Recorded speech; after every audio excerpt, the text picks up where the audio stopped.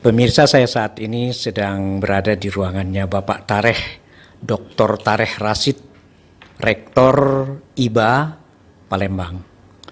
Beliau ini juga dari dulu adalah orang yang sangat perhatian terhadap budaya dan Islam, terutama mengamati tentang hal-hal yang terkait di kota Palembang. Seperti kita ketahui, Palembang adalah daerah kesultanan, yaitu Palembang Darussalam.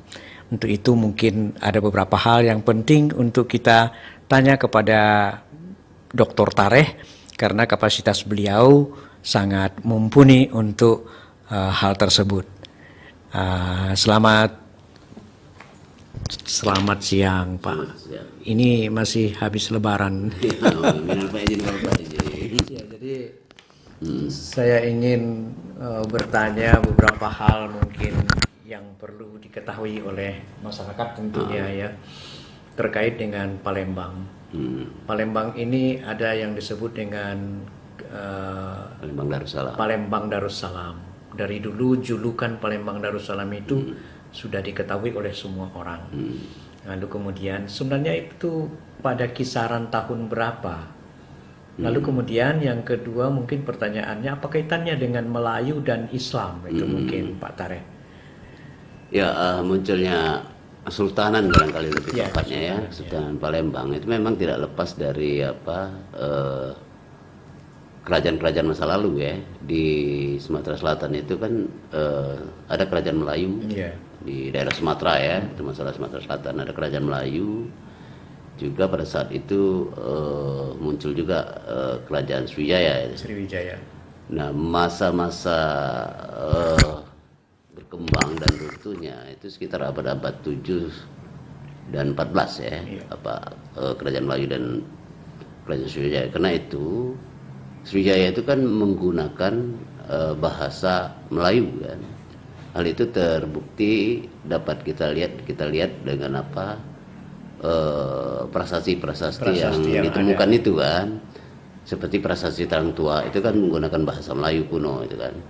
Nah, itu menunjukkan bahwa ada peradaban yang tinggi pada saat itu di satu sisi, yaitu kebudayaan Melayu. Ya, kebudayaan Melayu ini tidak hanya di Sumatera Selatan aja, ada dari Jambi sampai ke Aceh sana kan, bahkan keluar kan. Tetapi yang memperkenalkan ya, budaya Melayu, saya kira itu kerajaan Sriwijaya. Nah, setelah runtuhnya kerajaan Sriwijaya di abad-abad ke-7 itu ya, 14 ya, itu barulah muncul kerajaan di Kesultanan ya, Kesultanan di Palembang, kerajaan lah kalau itu kan sultan orangnya kan. Sebelum Sultan Mahmud Badarudin itu ada kerajaan Demak dulu kan, dari Islam. Dari Jawa, kemudian dia mengungsi ke Sumatera, dalam hal ini ke Palembang. Itu yang kita kenal dengan Ki Gede Ing Suro itu kan. Nah, dialah yang membawa nafas-nafas Islam kan, dari pemerintahan Demak, karena kalah dengan kerajaan, diserang oleh kerajaan-kerajaan Majapahit barangkali pada saat itu kan, sehingga mendirikan kesultanan kerajaan di Palembang. Nah, itu awalnya seperti itu. Bersamaan dengan itu kan masuklah Islam kan. Nah, disinilah ada dinamika, ada dialektika lah ya antara budaya Melayu dengan agama Islam. Nah, ini tercermin di dalam beragam ya. Seperti misal bisa kita lihat di dalam sastra gitu kan. Waktu itu kan ada pemikir-pemikir sastra tutur atau tulis, ada dua-duanya, sastra tutur dan sastra tulis ya. Dan itu di Palembang yang waktu itu dikenal juga ada pemikir seperti Palembani kan. Dia pemikir ya, saya kira yang sangat mempengaruhi di Sumatera Selatan. Selain itu ada juga di Aceh gitu kan. Dua ini menjadi sentral waktu itu perkembangan ya, Melayu Islam lah ya. Nah di Palembang di awal itu, kemudian eta ini dilanjutkan oleh Sultan Mahmud Badarudin. Sultan Mahmud Badarudin Ya. yang pertama ya. Itulah yang disebut Joyo Wikromo itu. Oh, Jaya Wikromo ya. Gelarnya itu ya. Gelarnya. Gelar Joyo Wikromo. Nah, selain tadi itu apa di sastra, juga di apa istilahnya itu? Prasasti. Bukan? Tutur. Tutur. Jadi orang Melayu itu kan punya karakter tuh. Karakternya apa? Kalau dia bertutur, dia bisa menggunakan apa yang santun ya bahasanya. Bahkan dia bisa menggunakan pantun. Pantun. Nah, untuk melakukan kritik, dia juga bisa mengatakan apa? Pantun. Artinya ungkapan Melayu yang halus itu sebenarnya dipengaruhi oleh nilai-nilai Islam. Nilai Islam ya. Jadi kesantunan. Santunan. Itu berarti menggambarkan akhlak budi pekerti. Akhlaknya ya. Kemudian dengan menghormati bahasa gurindam atau bahasa pantun ya, sastra yang tinggi ya. Ya. Karena itu akan memperlihatkan bagaimana orang ini memiliki pemahaman tentang keislaman kan. Bagaimana akhlaknya. Ya. Dari sudut bahasa. Dia menggunakan bahasa-bahasa yang halus ya. Kemudian apa nama tuh menggunakan pantun. Gitu. Itu bisa kita lihat dalam sampai hari ini kan, sampai kalau ada suku-suku tertentu kan apa kalau umpamanya perkawinan itu ketika ngelamar segala macam itu kan ada pihak mertua pihak apa perempuan atau pihak laki-laki, ketika laki-laki berkunjung ke melamar lah ya. Nah, itu kan pihak perempuan bisa menggunakan pantun dan nanti akan dijawab juga oleh pihak laki-laki kan. Ya, pantun bersambut istilahnya ya. Kayak bersambut kalau yang dulu di filosofi ini. Iya. Ini filosofi, ini salah satu filosofi di Palembang budaya Melayu atau Palembang, Sumatera Selatan ya.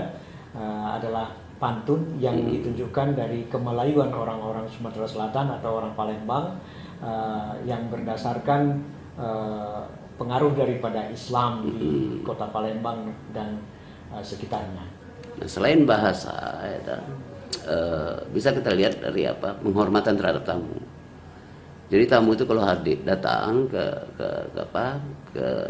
keluarga atau ke rumah seseorang, itu selain dia sangat dihormatiin kehadirannya, dan dia harus makan gitu kan. Oh, makan. Ini satu sesi pula itu ya. Itu sebenarnya pengaruh juga dari ajaran kita untuk menghormati tamu itu. Tamu itu ya. Jadi, kan itu ada ajaran Rasulullah ya, memberikan sesuatu hal yang terbaik pada tamunya. Jadi tamu itu sangat dihormati lah. Sangat dihormati. Nah itu yang ada di Palembang ya. Selain itu apa karakter itu ya, Palembang itu punya karakter juga ya, dipengaruhi juga apa nama tuh agama Islam, seperti misal selain itu ya sholat itu wajib ya. Selain ibadah ya, ritual ibadah ya. Ini pengaruh sampai jadi perilakunya itu kan. Nah karakter orang Palembang itu ya humor. Humoris. Nabi itu kan sebenarnya humor. Nah, kalau dia mimpin rapat itu kan humor. Nah, pernah suatu ketika Rasulullah itu sampai kelihatan tertawa giginya ketika dia tertawa ya. Nah, ada lagi sahabat yang sangat humoris itu kan, yang membuat Rasulullah sampai gigi terlihat itu kan. Nah, artinya ada hubungan antar sesama, relasi antar sesama masyarakat Palembang itu tidak lepas dari nilai-nilai Islam ya. Dan itu berimpit dengan budaya Melayu. Meskipun demikian di Palembang juga dipengaruhi budaya Jawa gitu. Ya. Jadi ada mungkin Demak itu pengaruh daripada mereka berasal dari Demak kan. Ya. Budaya Jawa juga cukup dominan pada saat itu kan, ada budaya Melayu kan. Jadi ada dua budaya yang sangat dominan pada masa itu, budaya Jawa dengan budaya Melayu. Kalau menyinggung Melayu itu Pak Tareh itu takkan Melayu hilang di bumi. Takkan Melayu hilang di bumi. Itu pengaruh daripada Islam sangat tinggi sekali di dalam filsafat itu. Karena orang Melayu beragama Islam, dan Islam tidak akan pernah hilang dari bumi ini. Makanya disebut takkan Melayu hilang di bumi. Itu mungkin satu filsafat tersendiri ya. Kalau di Padang itu kan dikenal dengan apa nama itu falsafahnya adab, Minangkabau ya. Minangkabau, adab juga berkaitan dengan agama. Adab bersandi syarat bergandi kitabullah. Kayak gitu kan. Itu cocok sekali itu. Jadi semua sebenarnya kemelayuan itu dari Palembang, Minangkabau, Deli, Sumatera Utara sampai ke Aceh. itu sampai ke Aceh itu ada kaitannya ya, sampai ke Lampung ya. Pengaruhnya ya, ke Jambi lalu kemudian ke Bengkulu gitu ya.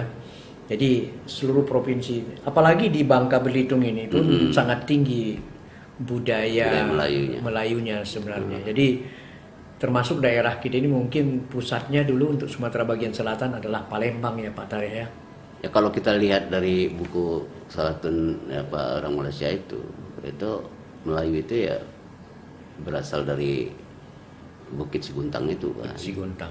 Karena dari situ kemudian menyebar. Kalau menurut buku itu ya menyebar sampai ke Tumasik ke Malaysia ya. Iya, Malaysia. Itu Tumasik dulu kan, Tumasik Singapura ya. Singapura. Ya, terus berkembang sampai ke Asia Tenggara kan. Asia Tenggara. Nah, itu menurut buku Salatin itu. Menurut salah satu pendapat lah istilahnya. Dalam buku itu ya. Dia berkembang dari mulai Bukit Siguntang itu. Ya. Jadi kalau kita berpijak pada buku itu, meskipun buku ini perlu kita studi lebih lanjut. Tapi masih perlu didiskusikan. Iya, masih debatable masih kan. Iya. Tetapi kalau kita berangkat dari buku itu, maka Melayu bersumber dari Sumatera Selatan awalnya. Palembang gitu. Dari Bukit Siguntang lah. Apa namanya pada mulanya gitu kan. Saya ini di dalam konten ini saya bilang diri saya Cek Lubis. Anda bersama Cek Lubis nih. Di awal tadi tidak sebutkannya, ini bersama Cek Tareh juga. Cek Tareh Rasid. Ya. Pemirsa, mungkin ini saja dulu pada saat ini karena ini tidak hanya sekali ini saja kita akan bertemu lagi pada episode berikutnya. Assalamualaikum warahmatullahi wabarakatuh. Waalaikumsalam warahmatullahi wabarakatuh.